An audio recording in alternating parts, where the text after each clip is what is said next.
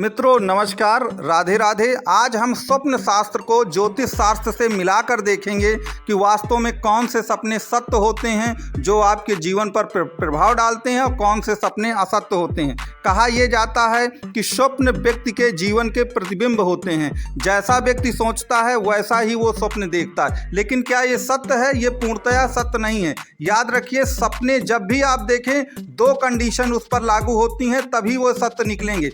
पहली कंडीशन ये कि आपका स्वप्न रात्रि के अंतिम पहर का तात्पर्य सुबह जो रात्रि का 4 से 6 के बीच का समय होता है, अंतिम पहर, उसमें देखे जाने चाहिए तो वो सत्य निकलेंगे। और यदि हम आप रात्रि के प्रथम पहर 10 से 12 में देखते हैं तो वह सपने सत्य नहीं होंगे।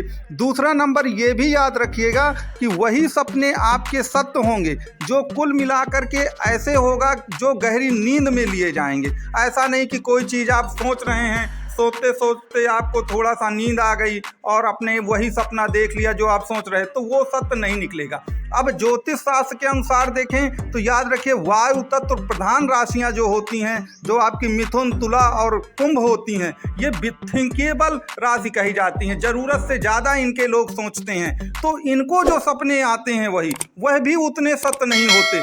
इनकी जगह जो अग्नि तत्व प्रधान राशियां होती हैं, कुल मिला के उनके सपने ज़्यादा सत्य होते हैं, जो कि मेष, सिंह और धनु होते हैं। तो आज हम ज्योतिष शास्त्र को मिला करके ये देखेंगे कि वास्तव में आपके जीवन के कौन से सपने सत्य होंगे, कौन से सपने असत्य होंगे। तो पूरा वीडियो आप देखते रहिए, निश्चित तौर पे आपको इसे। तो मित्रों, इसी क्रम को शुरू करते हुए मैं आपको बताना चाहूँगा कि यदि आप रात्रि के अंतिम पहर में और गहरी नींद में फूलों के बगीचे या फूलों को आप देखते हैं तो वास्तव में ये धन आगमन का शुभ संकेत होता है। निश्चित तौर पर पे आपको धन की प्राप्ति इससे होने वाली है, क्योंकि आप जानते हैं कि भारतीय शास्त्र और ज्योतिष में भी कहा गया है कि शुभ अवसर पर फूलों का प्रयोग किया जाता है। तो निश्चित तौर पर अगर आप फूलों का बगीचा या फूल को देखते हैं तो आपको धन की प्राप्ति निश्चित तौर पर होगी, क्योंकि ज्योतिष में भी इसका उल्लेख कुल मिलाकर किया गया है। दूसरे नंबर पे मैं आपको बता दूं कि यदि आप सोना और चांदी देखते हैं अपने स्वप्न में तो वह भी धन प्राप्ति का एक बहुत बड़ा शुभ संकेत होता है। सोना या चांदी या सोने या चांदी से बना हुआ कलश भी यदि आप देखें तो निश्चित तौर पर वह भी एक प्रकार से धन प्राप्ति का एक बहुत बड़ा संकेत जीवन में माना जाता है। इसलिए सोना चांदी भी शुभ है।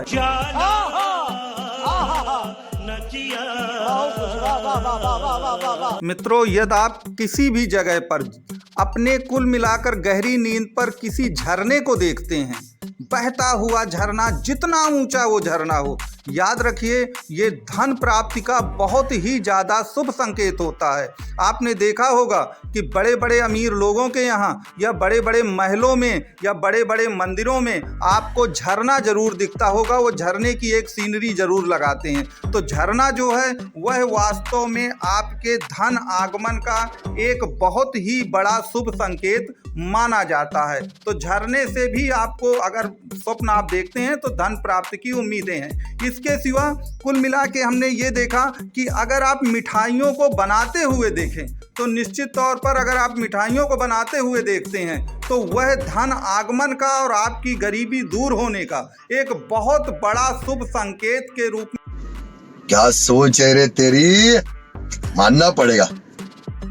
मित्रों, कमल का फूल देखना भी वास्तव में धन आगमन या धन प्राप्ति या कहीं से इनकम की बढ़ोतरी का ही प्रतीक माना जाता है। इसके सिवा यदि आप कुल मिलाकर के इसके सिवा आप अगर कुएं का पानी देखते हैं, कुएं में पानी देखते हैं तो निश्चित तौर पर वह भी धन आगमन का एक अच्छा प्रतीक माना जाएगा। इसलिए कुएं में पानी देखना भी अशुभ संकेत। यही नहीं, अभी और सुनिए। मित्रों, यदि आप रात्रि के अंतिम पहर और गहरी नींद में किसी महल को देखते हैं और महल के अंदर का दृश्य देखते हैं तो निश्चित तौर पर मानिए कि आपके सभी रोग और कष्ट दूर हो जाएंगे। क्योंकि महल क्या है? महल एक प्रकार से सुख समृद्धि का ही एक साधन है। तो महल को देखना निश्चित तौर पर न सिर्फ आपके रोग और कष्टों को दूर करेगा बल्कि आपके धन आगमन और आपकी सोई हुई किस्मत को भी ये जगा देगा।